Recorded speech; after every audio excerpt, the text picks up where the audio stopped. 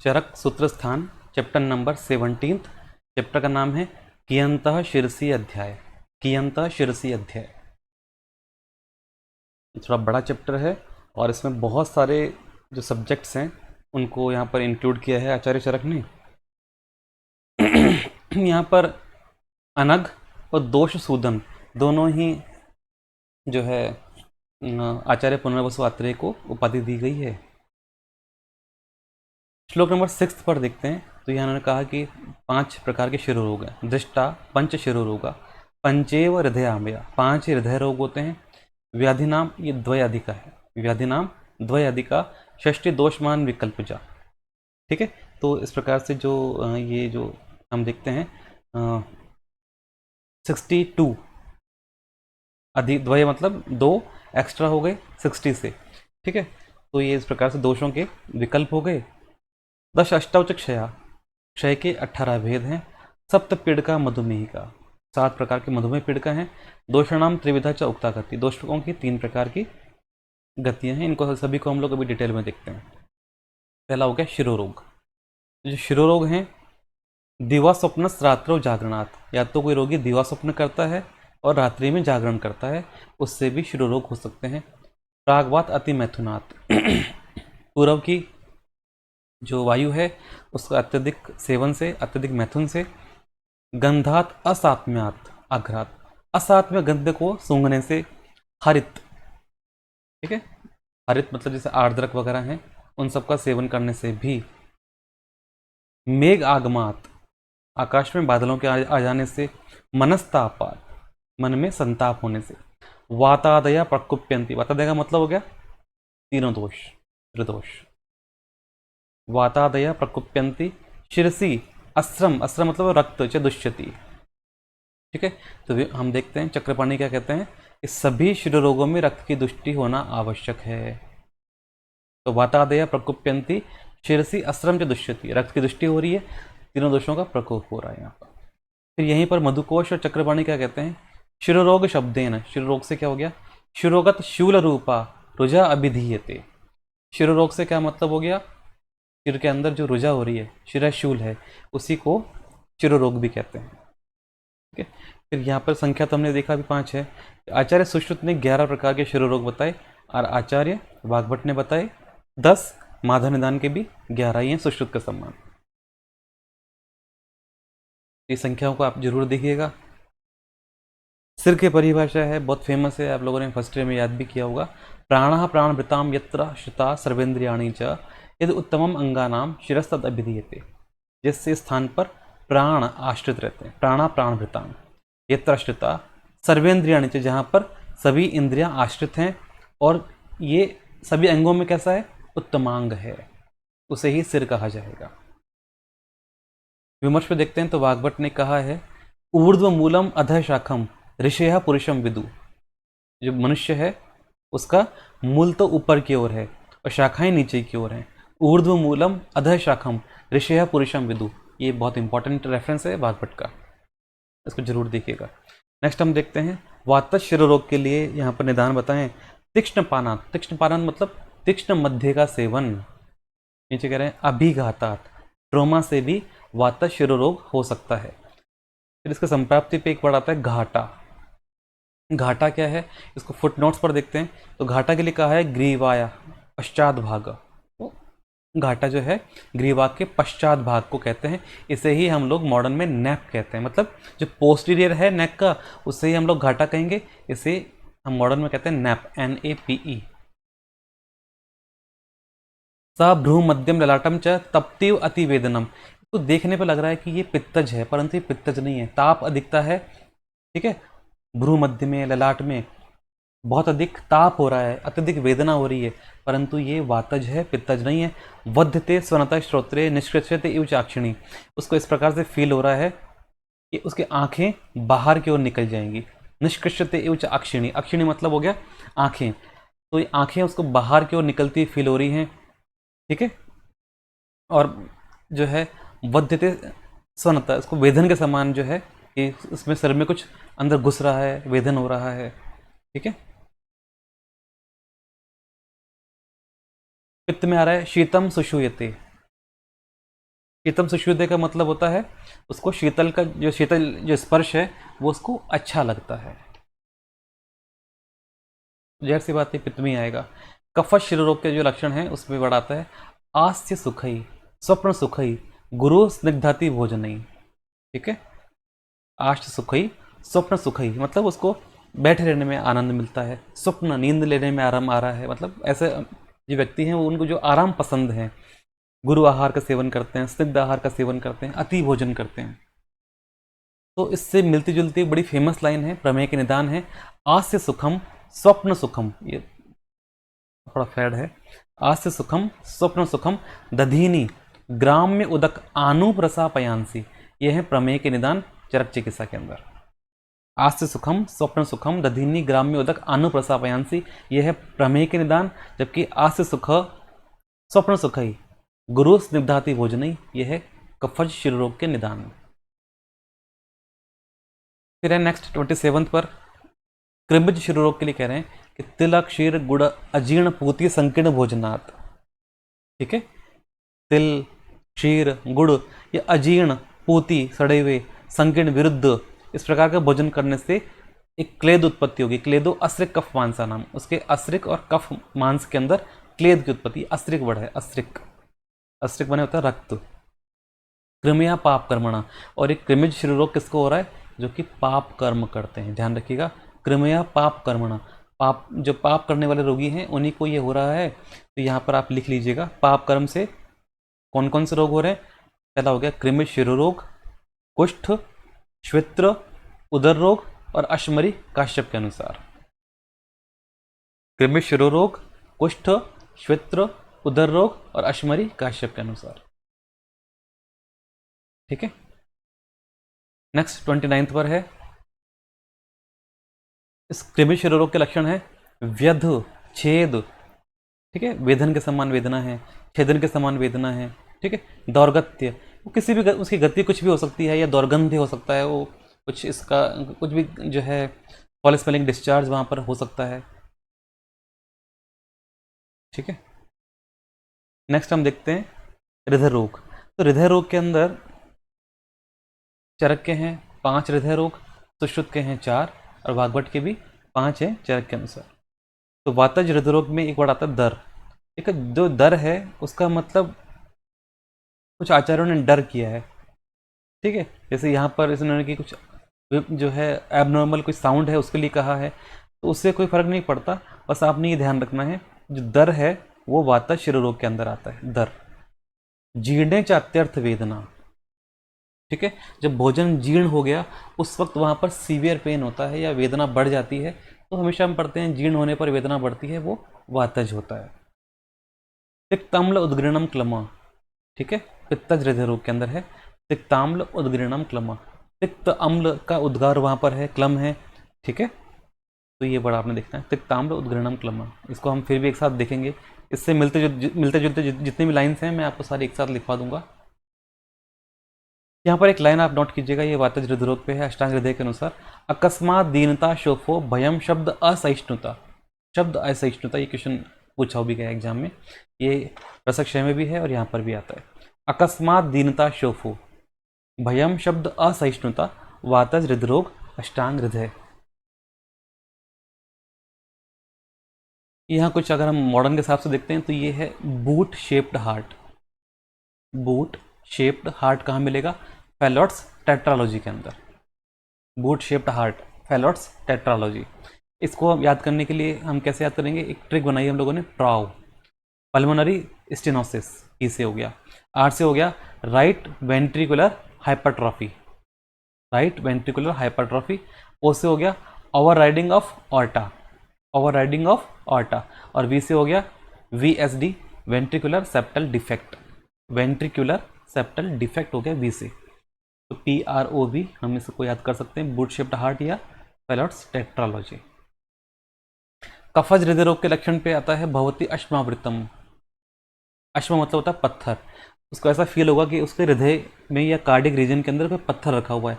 हम ऐसा बोलचाल में बोलते भी हैं लोग के अंदर कि दिल पे पत्थर रख के मैं ऐसा कह रहा हूँ या ऐसा कर रहा हूँ, तो वो कफज हृदय रोग का लक्षण है। फिर है सन्निपात हृदय पे है कष्टद कष्ट साध्य, मतलब इससे ज़्यादा कष्ट साध्य कुछ हो ही नहीं सकता। कष्टद कष्ट साध्य सन्निपातज हृदय रोग। नेक्स्ट है कृमिज हृदय रोग पे है त्रिदोष जय, तो हृदय रोग है, ध्यान रखना। कृमिज हृदय रोग किसको हो रहा है? जिसको ऑलरेडी पहले सन्निपातज हृदय रोग था। ठीक है, अगर ऐसा व्यक्ति तिल क्षीर गुड़ आदि का सेवन करता है तो उसके हृदय में एक ग्रंथि उत्पन्न हो जाएगी। ग्रंथिस्तस्य उपजायते मर्म एक देशे संक्लेदम, उस मर्म के अंदर, मर्म मतलब हृदय के अंदर वो ग्रंथि उत्पन्न हुई, उसमें फिर क्लेद उत्पन्न होगा। रसश्चास्य उपगच्छति, फिर उसके अंदर रस पहुंचेगा। ठीक है, उस संक्लेदात क्रमेश्चास्य भवंती उपहतात्मना, उस दुखी मन वाले या उपहतात्मना मतलब जो कि अपना, जो उसका जो अपने मन पर नियंत्रण नहीं है, ठीक है, जो कि तिल क्षीर गुड़ आदि या अपत्य का सेवन करता है, उपहतात्मना उसको लिखा गया है, मतलब जो अजितेंद्रिय है। संक्लेदात, उस क्लेद से कृमि की उत्पत्ति होती है। मर्म एक देश संजाता, मर्म एक देश मतलब हो गया हृदय के किसी एक पार्ट के अंदर वो कृमि होंगे। सरपंतो घूमेंगे, भक्ष्यंती च, और उसको हृदय को धीरे धीरे काटना शुरू करेंगे, खाना शुरू करेंगे।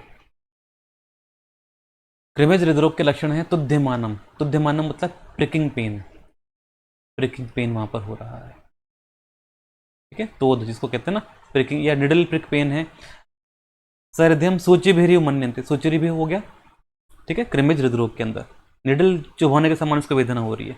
छिद्यमानम, छेदन मतलब इंसिजन के समान वेदना हो रही है शस्त्र के साथ। ठीक है, कंडुम महारुजम, महारुजम इंपॉर्टेंट है। महारुजा मतलब बहुत सीवियर उसको पेन हो रहा है, ये सुदारुणम है। त्वरे जेतुम तम विद्वान विकारम शीघ्र कारिणम, इसको तुरंत ही आपने मैनेज करना है, अदरवाइज कॉम्प्लिकेशंस यहाँ पर हो सकते हैं। ठीक है, तो त्वरे जेतुम तम विद्वान विकारम शीघ्र कारिणम। यहाँ पर आप देखिए पेरीफेरल हार्ट किसको कहा गया है? काफ मसल को।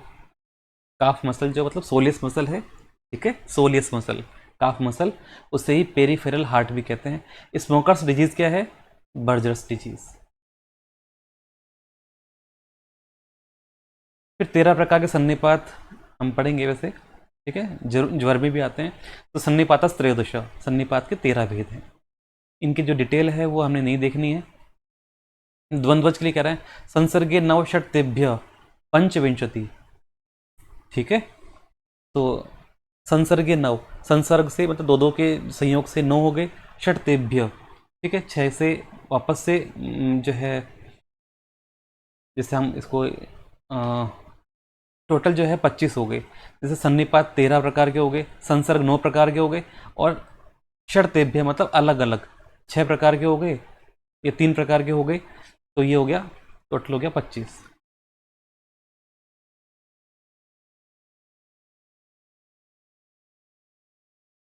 यथा वृद्धि तथा क्षीण दोषे स्यु पंचविंशति, तो जिस प्रकार से दोषों के मतलब जो वृद्धि के 25 हैं, क्षीण दोषों के भी 25 भेद होते हैं।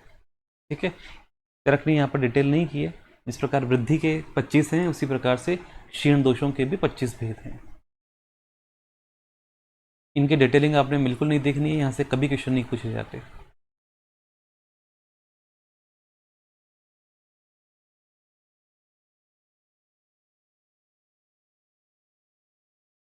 फिर नेक्स्ट आप श्लोक नंबर 62 पे आ जाएंगे। तो यहाँ पर बोलते हैं दोषा प्रवृद्धा स्वम लिंगम दर्शयंती यथा बलम क्षीणा जहती लिंगम स्वम समा स्वम कर्म कुर्वते। ठीक है, तो ये रेफरेंस है कि दोषा प्रवृद्धा स्वम लिंगम दर्शयंती यथा बलम, दोष अगर बढ़ेंगे तो वो अपने लक्षणों को और ज़्यादा दिखाएंगे। ठीक है, उनका जो मतलब और ज़्यादा रिवीलिंग नेचर के हो जाएंगे अगर दोषों की वृद्धि होती है। दोष अगर अपने प्रमाण से बढ़ गए तो उनके लक्षण अपने प्रमाण से अधिक देखने को मिलेंगे। क्षीणा जहते लिंगम स्वम, और जो क्षीण हो जाएंगे दोष, उनके लक्षण भी क्षीण हो जाएंगे, उनके लक्षण भी जो हैं वो अब जो है कम देखने को मिलेंगे। जबकि जो समान है सम कर्म कुर्वते, सम दोष जो है अपना कर्म समान जो है मतलब सामावस्था में करते रहते हैं। 63 पे है 18 प्रकार के क्षय है यहाँ पर ना, इसको देखना है, ये इंपॉर्टेंट है। वातादिनाम रसादिनाम मलानाम ओजस तथा क्षयस्तत्र अनिलादिनाम उक्तम संक्षीण लक्षणम, वात के, ठीक है, मतलब वात पित्त कफ हो गया, रस हो गए, 7 प्रकार के धातुएं हो गई, ठीक है, 3 प्रकार के मल हो गए, ओज हो गए, इन सभी के जो क्षय हैं टोटल हो गए 18 प्रकार के। ठीक है, क्षयस्तत्र अनिलादीनाम उत्तम संक्षीण लक्षणम। तो यहाँ पर हम धातुओं के क्षय के लक्षण पढ़ने वाले हैं। पहला हो गया रसक्षय के लक्षण, घट्टते सहते शब्दम नौचेर द्रव्यति शूल्यते। ठीक है, तो घट्टते मतलब हो गया उसको ऐसा फील होगा कि इसको हृदय में कुछ हिल रहा है। सहते शब्दम, वो ऊंचे सुर को, ऊंचा जो स्वर है, उच्च उच्च शब्द, कुछ ऊंची आवाज में बात करता है, जोर से बोलता है, तो उसको सहन नहीं हो पाता। द्रव्यति शूल्यते, उसको वेदना हो रही है। हृदयम ताम्यति, हृदय में उसको ऐसा फील हो रहा है कि कुछ अंधेरा हो रहा है। स्वल्प चेष्टस्य फिर रसक्षय, थोड़ा सा भी अगर चेष्टा करता है तो उसको आंखों के आगे अंधेरा फील होना शुरू हो जाएगा। तो यह वाग्भट कहते हैं शब्द असहिष्णुता, यह है रसक्षय का लक्षण, शब्द असहिष्णुता। अभी हम लोगों ने ये लक्षण कहाँ पढ़ा था? वातज हृदरोग में भी। नेक्स्ट हम देखते हैं रक्तक्षय का लक्षण। ध्यान रखना, रक्तक्षय हो, रक्तसार हो, कुछ भी हो, हमेशा उसके जो लक्षण है वो त्वचा के आश्रित होते हैं। तो परुषा, स्फुटिता, म्लाना, त्वग रुक्षा, रक्त संक्षय। रक्त के क्षय होने पर त्वचा कैसी हो जाएगी? रुक्ष हो जाएगी। म्लान, म्लान मतलब मुरझाई हुई हो जाएगी। स्फुटित मतलब बिल्कुल फटी हुई हो जाएगी। परुष, थोड़ी सी रफ हो जाएगी। मांस क्षय पे क्या है? मांस क्षय विशेषण स्फिक ग्रीवा उदर शुष्कता। उदर का जो उदर है वो शुष्क हो गया, उदर शुष्कता बढ़ गया, देखना। ठीक है, स्फिक है, स्फिक मतलब जो उसके भटक से ग्रीवा और उदर में शुष्कता हो जाएगी। मेद क्षय पे आ रहा है संधिनाम स्फुटनम, संधियों में स्फुटन, संधि में जो है कुछ जो आवाज़ आनी शुरू हो जाएगी। ठीक है, जो कि जनरली हम देखते हैं ऑस्टियो आर्थराइटिस में जो कैपिटेशंस हैं उसी का वो बोलते हैं। ग्लानि अक्ष्णो, ठीक है, आंखों के अंदर कुछ जो है ग्लानि देखने को मिल रही है, थकान देखने को मिल रही है। आयास एवच, शरीर में थकावट है, लक्षण है। तनुत्वम च उदरस्य च, देखो वहां पर आया था उदर शुष्कता, और यहाँ पे आ रहा है उदर में तनुता हो रही है, उदर पतला हो रहा है। मतलब दोनों का हिंदी में सेम है परंतु आंसर अलग जाएगा। उदर शुष्कता है मांस क्षय, तनुत्वम उदरस्य च है मेद क्षय पर, उसको जरूर देख लीजिएगा। नेक्स्ट है अस्थि क्षय के लक्षण, श्रम, संधि शैथिल्य। ठीक है, अस्थि क्षय में है श्रम, संधि शैथिल्य। मज्जा क्षय पे है शीर्यन्ते इव चास्थिनी दुर्बलानी लघुनी च। शीर्यन्ते इव चास्थिनी, अस्थि जो है इतनी फ्रेजाइल हो गई है, इतनी वीक हो गई है कि वो तुरंत ही एक जो ट्रिवियल ट्रॉमा है, छोटा सा ट्रॉमा लगा और वो टूट जाएगी, दुर्बल हो जाएगी, लघु हो जाएगी। प्रथम वात रोगिणी, ये क्वेश्चन कई बार एग्जाम में पूछा गया है। प्रथम वात रोगिणी, ठीक है, इसको हिंदी में पूछा गया है एग्जाम के अंदर कि एक 20 ईयर एज ओल्ड एक कोई बॉय है, ठीक है, उसको वो नॉन डायबिटिक है, नॉन हाइपरटेंसिव है, ठीक है, उसको थायराइड प्रोफाइल भी नॉर्मल है और उसको लगातार वात वेदना हो रही है अस्थि के अंदर, तो ये किस प्रकार का क्षय का लक्षण है? ऐसा अभी एग्जाम में क्वेश्चन पूछा गया। तो आपने ध्यान रखना है, जो एग्जामिनर है, ठीक है, जो क्वेश्चंस होते हैं एमसीक्यूज वगैरह में, वो उनका मोटिव रहता है कि वो स्टूडेंट को घुमा सकें, ठीक है, पर आपने वहाँ पर घूमना नहीं है, ध्यान रखना है। बड़ा आंसर मतलब जो आसान है इसका आंसर प्रथम वात रोगिणी, लगातार उसको वात वेदना ही होती है या वात रोग होते हैं, यह है मज्जाक्षय के लक्षण। शुक्रक्षय में है दौर्बल्यम मुख शोषश्च पांडुत्वम सदनम श्रम। पांडुत्वम बहुत ही इंपॉर्टेंट है। पांडुत्वम जो है वो रक्तक्षय में नहीं है, शुक्रक्षय में है। दौर्बल्य हो गया, मुख शोष हो गया, ठीक है, मुख शोष। पांडुत्वम सदनम श्रम, क्लैव्य, क्लैव्य हो रहा है। शुक्र अविसर्गश्च क्षीण शुक्र से लक्षणम, ये क्षीण शुक्र वाले व्यक्ति के लक्षण हैं। तो श्रम देखिएगा, श्रम जो है अस्थिक्षय में भी है और शुक्रक्षय में भी है। पुरुष क्षय की बात करते हैं तो पुरुष का क्षय होने पर वृक्षस्य उन्नमन कुक्षम तिर्यक ऊर्ध्वम च गच्छति, जो वात है वो प्रकोपित हो जाएगा, तिर्यक ऊर्ध्व गमन करेगा, अधोगति नहीं करेगा, क्योंकि वात का अधोगति तो नॉर्मल है ना, तो एबनॉर्मल क्या है? तिर्यक गति और ऊर्ध्व गति, तो अधोगति नहीं है यहाँ पर, क्योंकि अधोगति तो अनुलोमन हो गया, वो तो नॉर्मल है। मूत्र क्षय की बात करते हैं तो पिपासा बाधते चास्य मुखम च परिशिष्यति, मुख सूखेगा। तो जो मुख शोष है वो मूत्र क्षय में भी है और शुक्र क्षय में भी है। मूत्र क्षय में है पिपासा बाधते चास्य मुखम च परिशिष्यति, पिपासा यहाँ पर है। फिर कह रहा है मलायनानी चान्यानी शून्यानी च लघुनी च, जितने भी मलायनन हैं, ठीक है, मल मार्ग हैं, ठीक है, या मल के जो स्थान हैं, अगर उनमें क्षय होता है तो उनका क्या हो जाएगा? लघुता आ जाएगी। अगर उनमें जो भी मल के स्थान है, ठीक है, मलायनन है या मलायतन है, उनमें अगर लघुता है इसका मतलब मल का क्षय हो रहा है। ओज क्षय बड़ा इंपॉर्टेंट है। विभेति दुर्बलो अभिष्टम ध्यायति व्यथितेंद्रिय, व्यथितेंद्रिय, ये सारे मैं आपको एक साथ लिखवा दूंगा, ठीक है, इससे मिलते जुलते जितने जो भी वर्ड्स है ना, मतलब हतेंद्रिय है, व्यथितेंद्रिय है, ठीक है, दुर्बलेंद्रिय, मैं सब आपको एक साथ लिखवा दूंगा लास्ट के अंदर। तो विभेति दुर्बलो अभिष्टम, बगैर किसी बात की बार बार वो डरता रहता है, दुर्बल हो गया है। ध्यायति, लगातार वो ध्यान में लगा रहता है क्योंकि डर है उसको, जैसे आजकल हम देखते हैं एंजाइटी में है या वो स्ट्रेस में है, तो ध्यायति व्यथितेंद्रिय, इंद्रियां जो है उसकी बिल्कुल भयभीत हैं, व्यथित हैं। दुष्छायो दुर्मना रुक्ष, मन जो है उसका सही नहीं है, दुर्मन है। दुष्छायो रुक्ष क्षामश्चैव ओजसा क्षय, तो ये मान के चलिए आज के परिप्रेक्ष्य में यही एंजाइटी है, यही स्ट्रेस है, ठीक है, यही डिप्रेशन वाले पेशेंट है, ओज क्षय, जो कि हमेशा किसी न किसी बात से भयभीत रहते हैं। तो बिभेति दुर्बलो अभिष्टम ध्यायति व्यथितेंद्रिय दुष्छायो दुर्मना रुक्ष क्षामश्चैव ओजसा क्षय, वो देखते ही मालूम चल जाएगा कि पेशेंट का ओज क्षय हो रखा है, दुष्छाया है, ठीक है। तो यहाँ ओज के अगर हम भेदों की बात करते हैं तो चक्रपाणि ने ओज के दो भेद बताए हैं, पर ओज, अपर ओज। तो पर ओज का स्थान है हृदय, अपर ओज का स्थान है धमनी अथवा संपूर्ण शरीर। धमनी सही आंसर है, पर धमनी जो कहाँ है, संपूर्ण शरीर में व्याप्त है, इसलिए संपूर्ण शरीर भी इसका आंसर जाएगा, ठीक है। तो दो ओज याद रखना। डलहन ने ओज के तीन भेद बताए हैं, श्वेत, तैलवर्ण और शौद्रवर्ण। ओज के लक्षण की बात करते हैं तो रिधि तिष्ठति यत् शुद्धम रक्तम ईशत सापेतकम, ओज का जो स्थान है वो हृदय है, शुद्ध है, रक्त वर्ण का है या ईशत पीत वर्ण का है। कई बार पूछ लेते हैं एग्जाम में कि जो ओज का वर्ण है वो कैसा है। रक्तम ईशत सापेतकम ओजय शरीर संख्यातम तत् नाशात ना विनश्यति, ठीक है, ओजय शरीर संख्यातम, इसी को ओज कहेंगे। तत् नाशात ये वर्ण है, तत् नाशात,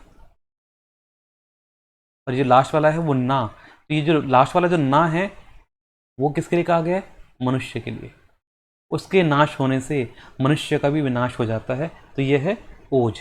तत्नाशात ना विनश्यति, मतलब इसको अगर एक साथ पढ़ेंगे तो यह है तन्नाशाना, तो तन्नाशाना मतलब तत्नाशात ना विनश्यति, ओज के लिए कहा गया है।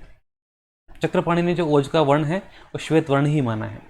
वाग्भट ने कहा है ओजस्तु तेजो धातु नाम शुक्रांता नाम परम स्मृतम, जो धातुएं हैं रस से लेकर शुक्र तक, उन सभी का जो परम तेज है वही क्या है, ओज है। इसके स्थान कहाँ है, हृदयस्थम अपि व्यापी, हृदय में स्थित होता है। और इंपॉर्टेंट है देह स्थिति निबंधनम, किसके लिए कहा गया, फॉर ओज, फॉर ओज, देह स्थिति निबंधनम, देह की स्थिति किसके आश्रित है, ओज के आश्रित है। आगे कहते हैं प्रथम जायते ही ओज, शरीर में सबसे पहले किसकी उत्पत्ति है, तो सर्वप्रथम ओज की उत्पत्ति होती है। प्रथम जायते ही ओज, शरीर अस्मिन शरीर नाम, इस शरीर के अंदर सबसे पहले ओज की उत्पत्ति है। और ये कैसा है, सर्पी वर्णम, एक एक वर्ड इंपॉर्टेंट है। इसका वर्ण तो सर्पी के समान है, रस मधु के समान है, गंध लाजा के समान है। तो सर्पी वर्णम मधुरसम लाज गंति प्रजायते, इस लाइन को आपने ऐसे ही याद करना है। अगर आप इसको हिंदी में याद करेंगे तो गलती करेंगे। ऑप्शंस में ना ऐसे ही पूछ लेगा कि गंध किसके समान है, तो वहाँ ऑप्शन डाल देगा सर्पी के समान, मधु के समान, लाजा के समान। तो अगर आपने हिंदी में याद किया ना तो कन्फ्यूजन हो जाएगा। पर अगर तो आपको श्लोक याद है सर्पे वर्णम मधुरसम लाज गंति प्रजायते, तो आप गलती कभी भी नहीं करेंगे। नेक्स्ट ये श्लोक है, ये अलंकारिक रूप से ओज की उत्पत्ति के लिए कहा गया कि भ्रमरी फल पुष्पेभ्यो यथा संभ्रियते मधु, जिस प्रकार भंवरे हैं फलों से पुष्पों से सार को ग्रहण करते हैं और फिर इकट्ठा करके उसको मधु का निर्माण करते हैं, उसी प्रकार तद्वद ओज स्वकर्मभ्यो गुण संभ्रियते नृणाम, उसी प्रकार जो मनुष्य हैं अपने कर्मों से ओज को एकत्रित करते हैं हृदय के अंदर, ठीक है। नेक्स्ट है श्लोक नंबर 77 पर, कालो भूतोपघातश्च, ठीक है, जो क्षय है उसका कारण क्या है, काल, ठीक है, समय के अनुसार, जैसे बाल्यावस्था है, फिर मध्यमावस्था है, फिर वृद्धावस्था है। तो वृद्धावस्था में धातुओं का क्षय होगा ही होगा। भूतोपघातश्च, भूत मतलब जो है कोई भी जो व्याधि है, ठीक है, या कोई प्रेत बाधा है, उससे भी हम लोग भूतोपघात कह सकते हैं। नेक्स्ट है सप्त पीड़िकाएं। मधुमेह पीड़िका का रेफरेंस आपने ध्यान रखना है। मधुमेह पीड़िका कहाँ बताई है? आचार्य चरक ने सूत्र स्थान में बताई है। इसका निदान के लिए बोलते हैं, हालांकि पहले हम पढ़ते हैं मधुमेह का निदान, मधुमेह का निदान और संप्राप्ति। तो इसका भी रेफरेंस देखना है कि मधुमेह का जो निदान है वो आचार्य चरक ने सूत्र स्थान में बताया। श्लेष्मा पित्तम च मेदश्च मांसम च अति वर्धते। ठीक है, रोगी का श्लेष्मा बढ़ रहा है, पित्त बढ़ रहा है, मेद बढ़ रहा है, मांस बढ़ रहा है, जाति प्रवर्तते। ठीक है, तेरह आवृत, इनके बढ़ जाने से गति वायु ओज आदाय गच्छति, जो वायु है वो ओज को अपने साथ लेकर गमन करेगा।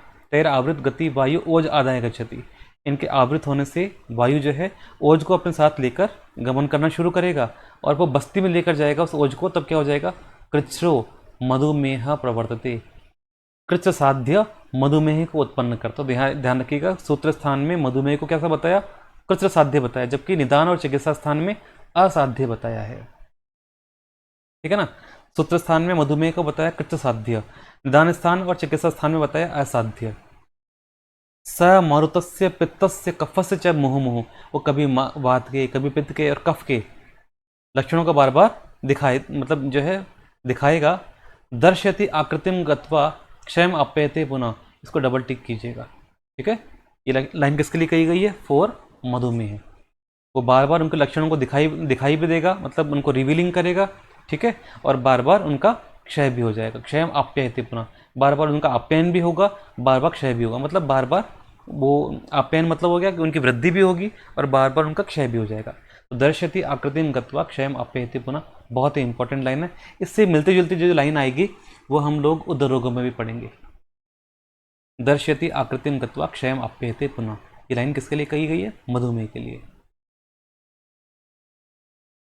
नेक्स्ट है मधुमेह पीड़िका या प्रमेह पीड़िका के लिए कहा गया है कि 7 प्रकार के प्रमेह पीड़िका हैं। उपेक्षा अस्य जायन्ते।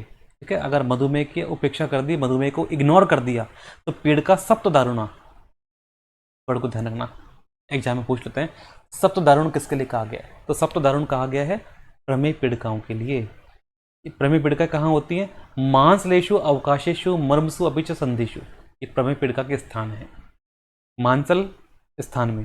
तो मांसलेशु अवकाशेशु मर्मसु अपि, मर्म पर, ठीक है, च संधिशु, संधियों के अंदर।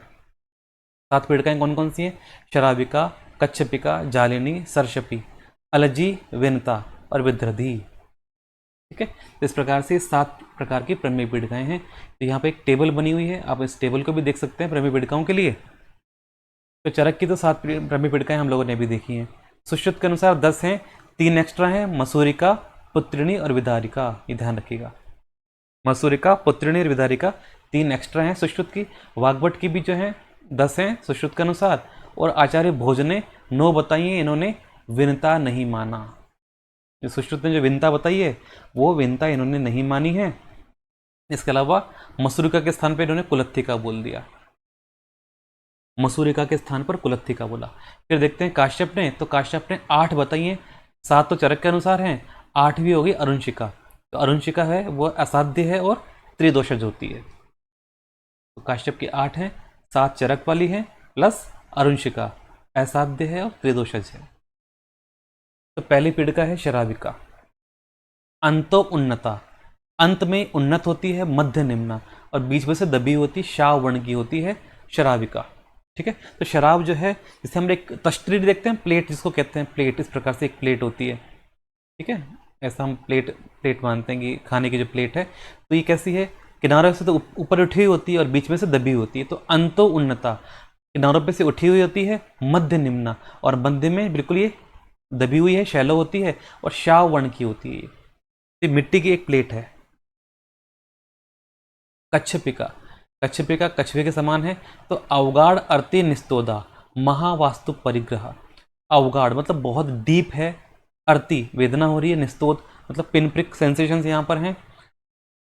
महावास्तु मतलब बहुत बड़े आकार के, परिग्रह कच्छ पृष्ठावा, और कछुए की जो पीठ है, ठीक है, उसकी जो शैल होती है उसके समान कच्छपिका होती है। नेक्स्ट है जालिनी। तो जालिनी में मतलब जाल बना हुआ है। जाल किसका बना हुआ है? सिराओं का जाल है, सिरा जालवती, सिराओं का जाल यहाँ बना हुआ है। स्निग्ध स्रावा महाशया, और वहां से स्निग्ध स्राव हो रहा है। यहाँ पर एक एक वर्ड जो है ना इंपॉर्टेंट है, एक एक वर्ड से क्वेश्चन पूछ लेते हैं। जो मिलान करने वाले क्वेश्चन है, मैच द फॉलोइंग्स, ऐसे ना तो क्वेश्चन यहाँ से बहुत सी बार बन जाते हैं। महाशया का आकार बड़ा होता है, महाशया, ठीक है। जालिनी, बड़ा जाल है ये। रुजा, निस्तोत, बहुला और सूक्ष्म छिद्रा।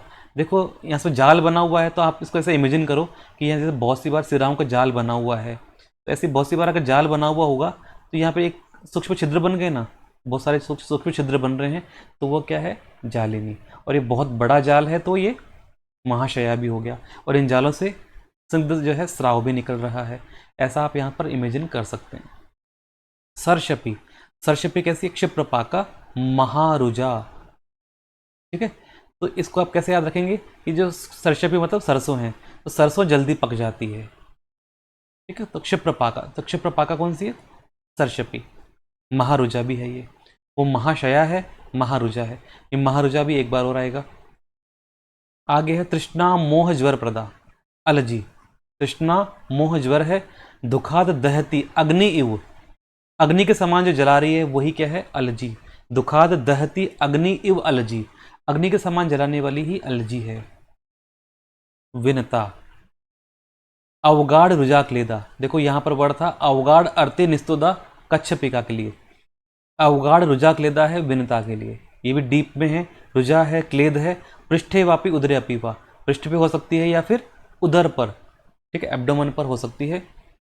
नेक्स्ट लाइन है महती विनता नीला पीड़का विनता स्मृता, ये line as it is Sushruta Samhita में भी है।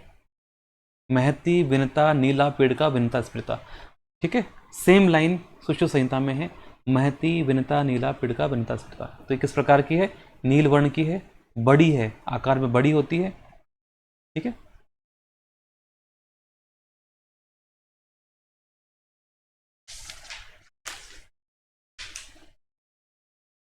नेक्स्ट हम देखते हैं श्लोक नंबर 90 पर, विद्रदिम द्विविधाम आहु बाह्य अभ्यंतरिम तथा, ठीक है। तो यहाँ पर जो विद्रदी है उसके आचार्य चरक ने दो भेद बताए कि विद्रदी चरक के अनुसार दो प्रकार की है, बाह्य मतलब एक्सटर्नल और इंटरनल आभ्यंतर, जबकि सुश्रुत के अनुसार और वाग्भट के अनुसार विद्रदी 6 प्रकार की है, ठीक है ना। वात पित्त कफ, सन्निपातज, क्षतज और आगंतुज, इस प्रकार से। बाह्य त्वक स्नायु मांसोत्था कंडराभा महारुचा, ठीक है। जो बाह्य वाली जो विद्रदी है वो त्वचा में, स्नायु में, मांस में उत्पन्न होती है, ध्यान रखना।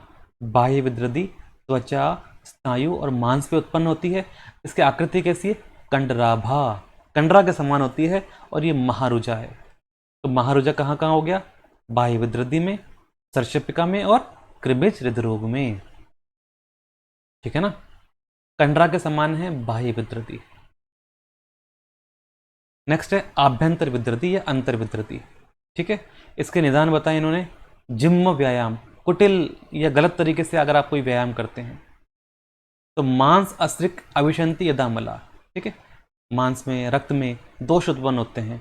ग्रंथि गंभीरस्ता सुदारुणा, मतलब गंभीर या डीप में कोई ग्रंथि उत्पन्न होती है, ठीक है। तो यहाँ पर इस आभ्यंतर विद्रदी के 9 स्थान आचार्य चरक ने बताए हैं। क्या क्या है, हृदय क्लोमनी यकृति प्लिहनी कुक्षौ च वृक्कयो नाभ्याम वंक्षणयो वापि बस्तौ व तीव्र वेदना। तो ये 9 स्थान है। कौन सा नहीं माना, गुद नहीं माना, क्योंकि सुश्रुत ने 10 बताए, सुश्रुत के हैं 10, गुद नहीं बताया। विमर्श में देखेंगे कि सुश्रुत ने यहाँ पर आभ्यंतर विद्रदी के 10 जो स्थान बताए, और कैसी आकृति है, गुल्म के समान। अभी चरक ने बताया कि जो बाह्य विद्रदी है वो कंडरा के समान है, और आभ्यंतर विद्रदी है वो गुल्म के समान है, या फिर वो वल्मीक के समान है। वल्मीक वत समुन्नद्धम अंतः कुर्वन्ति विद्रदीन, वल्मीक के समान अंतः विद्रदी उत्पन्न होती है। इसका 10 स्थान है। अगर आप ये याद करना चाहें कर सकते हैं, वरना कोई जरूरत नहीं है, हिंदी में भी याद हो जाएगा। बस ध्यान रखना है, गुद नहीं माना चरक ने। तो गुदे बस्ती मुखे नाभ्याम कुक्षौ वंक्षणयो तथा वृक्कयो यकृति प्लिहनी हृदय क्लोमनी व तथा, ये तथा है एक्चुअली ना, तथा। इस बुक में कई सारी मिस्टेक्स हैं, उनको आप करेक्ट कर लीजिएगा। नेक्स्ट है विद्रदी की परिभाषा है निरुक्ति, दुष्ट रक्त अतिमात्रत्वात् स वै शीघ्रम विधयते, ठीक है। दूषित रक्त के अत्यधिक विदाह होने से इसे हम विदृधि कहेंगे तो ततः शीघ्र विधायित्वात् विदृधि इति अभिधीयते। शीघ्र विदा होने के कारण ही इसे विदृधि कहा जाता है। नेक्स्ट है कफज अंतः विदृधि के लक्षण पे है, इसको छोड़ दीजिए। सन्निपातज विदृधि हम देखें। सन्निपातज विदृधि की बात है तो सन्निपातज के लिए कहा है सर्वासु च महत्शूलम। सन्निपातज विदृधि में बहुत सीवियर पेन होता है। सर्वासु च महत्शूलम। नेक्स्ट है पश्चिमान विदृधि के लिए कह रहा है कि शस्त्र अस्त्र भिद्यत इव उल्मिकई इव दह्यते। ठीक है, शस्त्र से अस्त्र से भेदन के समान वेदना हो रही है। शस्त्र से या अस्त्र से भेदन के समान वेदना है पश्चिमान विदृधि में। हम पढ़ेंगे सुश्रुत में डिटेल में ना, उसने बताया कि आम, पश्चिमान और पक्व, 3 प्रकार की उन्होंने इसकी अवस्थाएं बताई। आम मतलब हो गया अनराइप, ठीक है, पश्चिमान को बोलेंगे राइपनिंग और पक्व को बोलेंगे राइप। उल्मुकई इव, तो उल्मुक वर्ड होता है उल्मुक। उल्मुक वर्ड जो है, उल्मुक मतलब होता है जो अंगार हैं। ठीक है, जैसे हम चूल्हा में देखते हैं या लकड़ी का जो चूल्हा होता है, मिट्टी का चूल्हा होता है, उसके अंदर अंगार जो है उसे हम लोग कहेंगे उल्मुक। तो उल्मुक से दहन के समान वेदना हो रही है, वो क्या है? पश्चिमान विदृधि। तो मॉडर्न में से हम क्या कहते हैं? Throbbing pen. थ्रॉबिंग, चटके चलते हैं, थ्रॉबिंग पेन। वृश्चिक इव दश्यते, बिच्छू से काटने के समान वहां पर वेदना हो रही है। ये आमवात में भी देखने को मिलेगा, आमवात में भी है आमवात। ठीक है, वृश्चिक से दंश के समान वेदना। विमर्श में हम देखते हैं आचार्य सुश्रुत ने बड़ा डिटेल में इनको देखा है। हालांकि जब हम पढ़ेंगे सुश्रुत संहिता वहां पर इसको देखेंगे। जैसे सूचिभिरिव निस्तुद्यते, निडल से प्रिक करने के समान वेदना हो रही है। दश्यते इव पिपलिका भी, चींटियों से दसने के समान वेदना है। छिद्यते इव शस्त्रेण, शस्त्र से छेदन के समान वेदना है। भित्यते इव शक्ति भी, शक्ति एक जो है जो शस्त्र है, ठीक है, भाला कह सकते हैं या फिर उसको बर्छी कह सकते हैं। ठीक है, भिद्यत, उससे भेदन के समान वेदना है। ताड़यते इव दंडेन, डंडे से पीटने के समान वेदना हो रही है। पीड़यते इव पाणिना, पाणी मतलब हाथों से उसको मसलने के समान। घट्यते इव अंगुल्या, अंगुलियों से मसलने के समान, दबाने के समान वेदना हो रही है। दह्यते पच्यते उच्च अग्नि क्षाराभ्याम, अग्नि और क्षार से उसको जलाने के समान वेदना हो रही है। ओष चोष परिदाहश्च भवन्ति, वहाँ पर ओष चोष परिदाह, ये ओष चोष हमेशा दाह के संदर्भ में आते हैं। या फिर वही वृश्चिक विद्ध एव, बिच्छू से वेदन के समान वेदना हो रही है। और स्थान आसन शयनेशु न शांति मुपैति, ठीक है, किसी भी अवस्था में, मतलब स्थान पर बैठने मतलब खड़े रहने में, आसन मतलब बैठने में, लेटने में उसको शांति का अनुभूति नहीं होती है। तो यह है पश्चिमान विदृधि या पश्चिमान शोफ। ठीक है, सुश्रुत ने जो है ये पश्चिमान शोफ के बारे में बताया चैप्टर नंबर 17 के अंदर। फिर यहाँ से श्राव किस प्रकार का निकलेगा? ठीक है, जो श्राव है वो हम सुश्रुत में पढ़ेंगे डिटेल के अंदर। यहाँ चरक ने बताया है कि तिल माश कुलत उदक सन्निभम, तिल माश कुलत के जो पानी है, ठीक है, उसका जो क्वाथ है उसके समान यहाँ पर पित्तज विदृधि में श्राव निकलता है। फिर ये आभ्यंतर विदृधि के जो स्थान है, या स्थान तो हम लोगों ने पढ़ा, उनके जो लक्षण हैं उसको आपने याद करना है और आपने एक टेबल भी बना लेनी है। ठीक है, अगर आप, ठीक है, टेबल बनाएंगे तो बड़ा इजीली आपको याद हो जाएगा। चरक और सुश्रुत दोनों का आप यहाँ पर कंपेरेटिवली एक टेबल बना लेंगे। तो यहाँ कह रहा है पहले तत्र प्रधान मर्म जायाम, प्रधान मर्म मतलब हो गया हृदय, प्रधान मर्म हृदय है ना। तो तत्र प्रधान मर्म जायाम विदृध्याम हृदघट्टन, ये हृदघट्टन है। हृदघट्टन तमक प्रमोकाश श्वासा, कोमा कर लेंगे। ठीक है, तो हृदय में अगर विदृधि उत्पन्न होती है तो हृदघट्टन है, तमक, तमक श्वास, प्रमोकाश श्वासा। क्लोम जायाम, क्लोम में पिपासा पता है, मुख शोष होगा, गलग्रह होगा।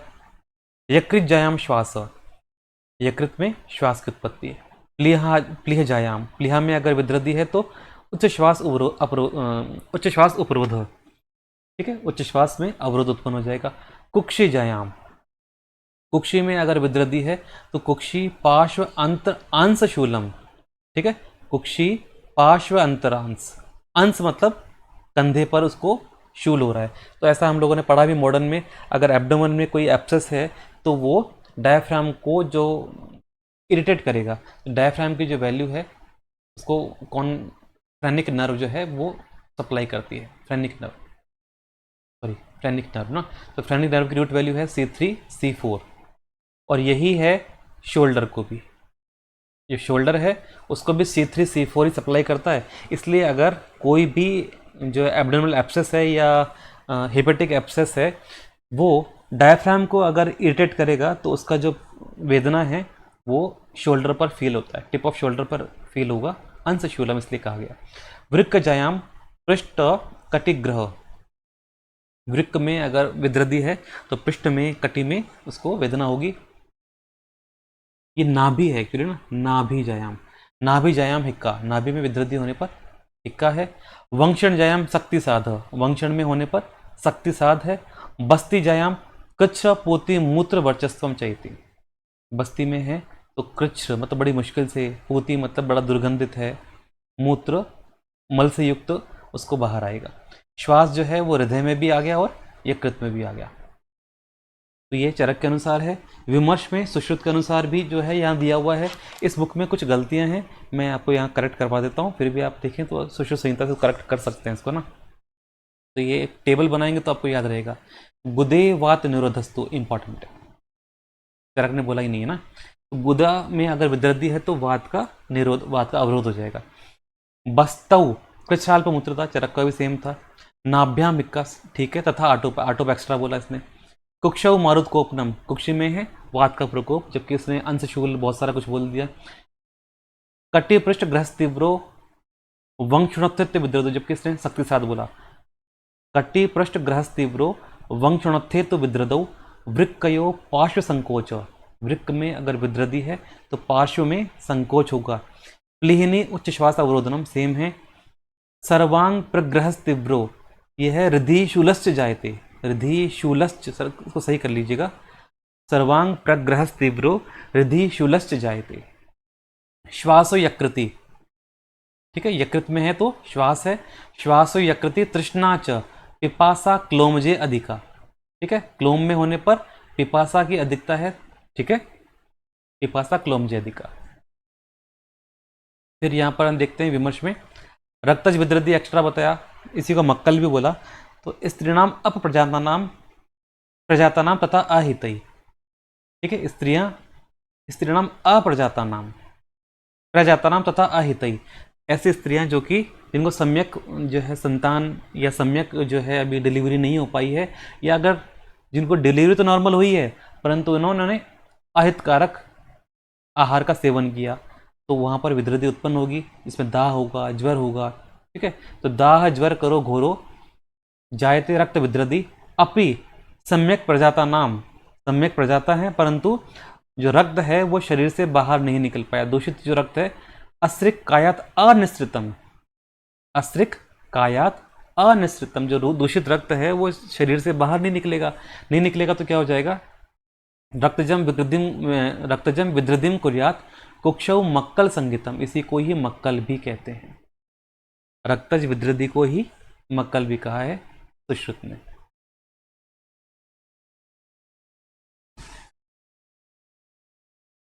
नेक्स्ट हम देखते हैं श्लोक नंबर 102।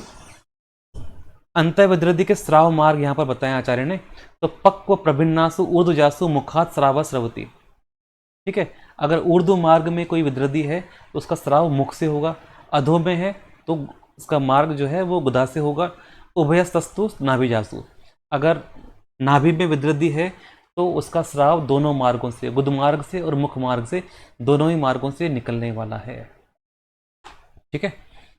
नेक्स्ट उन्होंने बोला तासाम हृदनाभि बस्तिजा परिपक्वा सानिपाति की मरनाए, सन्निपातिज विद्रदी है, परिपक्व विद्रदी है, हृदय में, नाभि में और बस्ती में अगर विद्रदी उत्पन्न होती है तो रोगी की मृत्यु हो जाएगी, वो असाध्य है। तासाम हृदनाभि बस्तिजा, हृदय में, नाभि में, बस्ती में विद्रदी है, परिपक्व है, सन्निपातज है तो असाध्य है।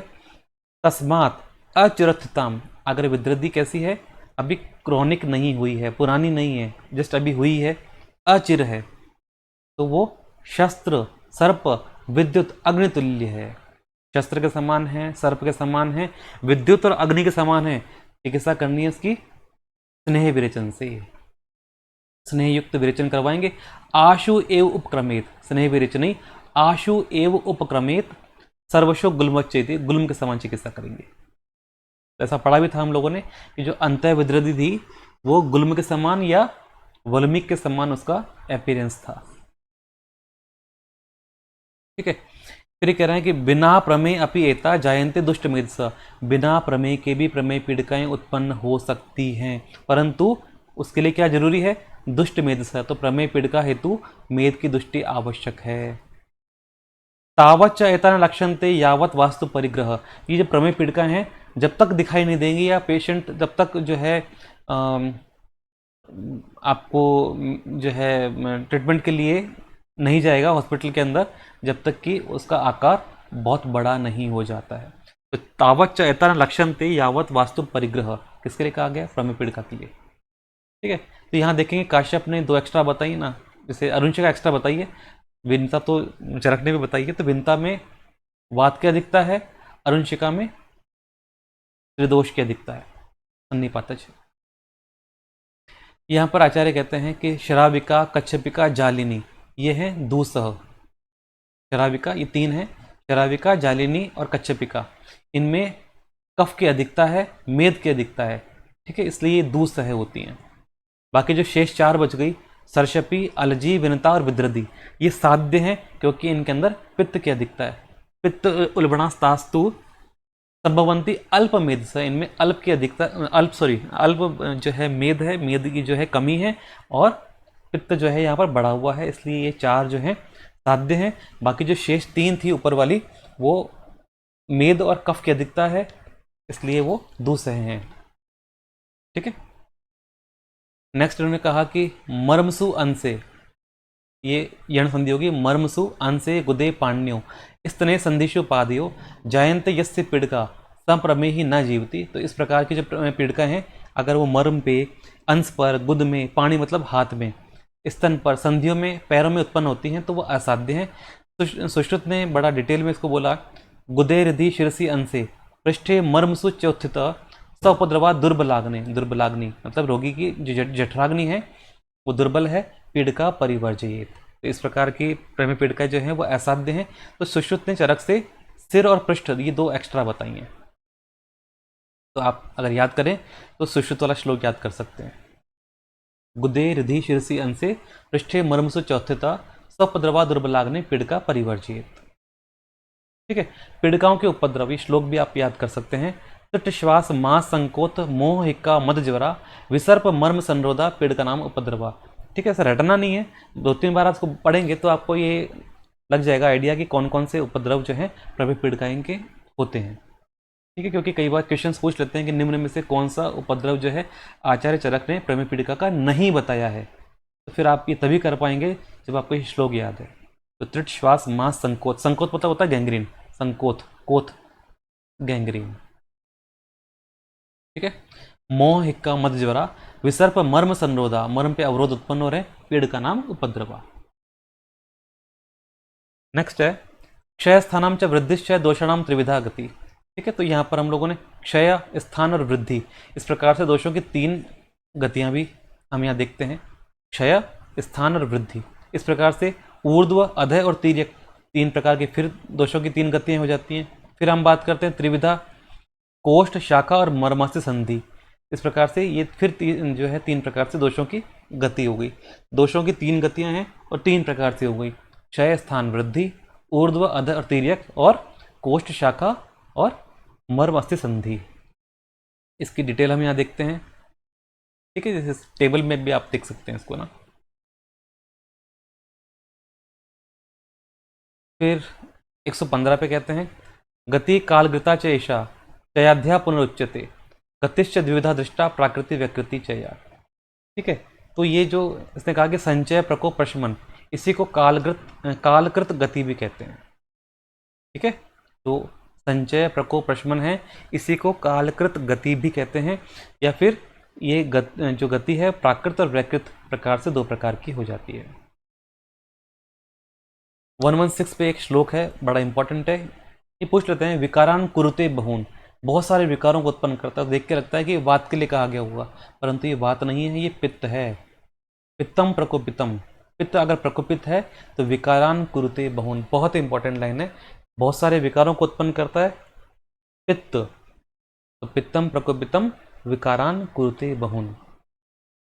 फिर कफ के प्राकृत और वैकृत जो है गति के लिए कहा गया है। प्राकृतस्तु बलम श्लेष्मा, प्राकृत अवस्था में जो बल है, जो श्लेष्मा है वही बल है, विकृत अवस्था में वही मल है।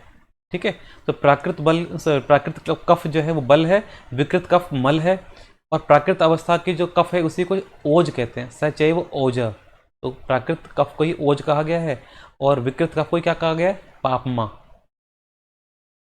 काय सच पापमपदिश्यते, ये श्लोक है, ये हमने पहले भी पढ़ा था चैप्टर नंबर 12 में। सर्वा ही चेष्टा बातें सा प्राणा प्राणिनाम स्मृत, तो प्राणियों का प्राण क्या है, वात, सभी प्रकार की चेष्टाएं भी वात के अधीन है। तेनेव रोगा जायन्ते तेन चैव उपरुध्यते, इंपॉर्टेंट है, किसके लिए कहा गया, वात के लिए, इसी से रोगों की उत्पत्ति है, इसी से रोगों का शमन भी हो जाता है, या रोगों या शमन या उपरुध्यते मतलब मृत्यु, अगर इसका समय पे इलाज नहीं करवाएंगे तो तेनेव रोगा जायन्ते तेन चैव उपरुध्यते। ठीक है, तो ये वात के लिए कहा गया है। लास्ट में कहते हैं नित्यम सन्निहित अमित्रम, अमित्र, हमेशा व्यक्ति को ऐसा सोचना चाहिए कि हमेशा कि उसके नज़दीक में क्या है, शत्रु हैं। शत्रु मतलब रोग, रोग रूपी शत्रु उसके हमेशा नज़दीक में है, इसलिए समीक्ष आत्मनम आत्मवान, आत्मवान रहना चाहिए। नित्यम युक्ता परिचरित इच्छन आयु अनित्वरम, अगर उसको जो है अपनी आयु की वृद्धि चाहिए या रोगों से मुक्ति चाहिए तो हमेशा उसको हितकर आहार विहार का सेवन करना चाहिए। ठीक है, तो नित्यम सन्निहित अमित्रम, हमेशा रोग रूपी शत्रु उसको सोचना चाहिए कि अपने नज़दीक में ही है, इसलिए आत्मवान रहते हुए नित्य प्रतिदिन हितकर आहार विहार से परिचरित, अपनी परिचर्या करनी चाहिए। तो इस प्रकार से अध्याय समाप्त होता है। थोड़ा सा ये बड़ा चैप्टर था, इंपॉर्टेंट भी है, इसमें बहुत सारे जो है रेफरेंसेस मिल जाते हैं, जैसे वात पित्त कफ के कर्म हो गए या उनकी गतियाँ हो गई हैं। ठीक है, इसी प्रकार से जैसे मधुमेह का लक्षण है, दोषों के क्षय के लक्षण हैं। ठीक है, इस प्रकार से अध्याय यहाँ समाप्त होता है, इसको जरूर देखिएगा।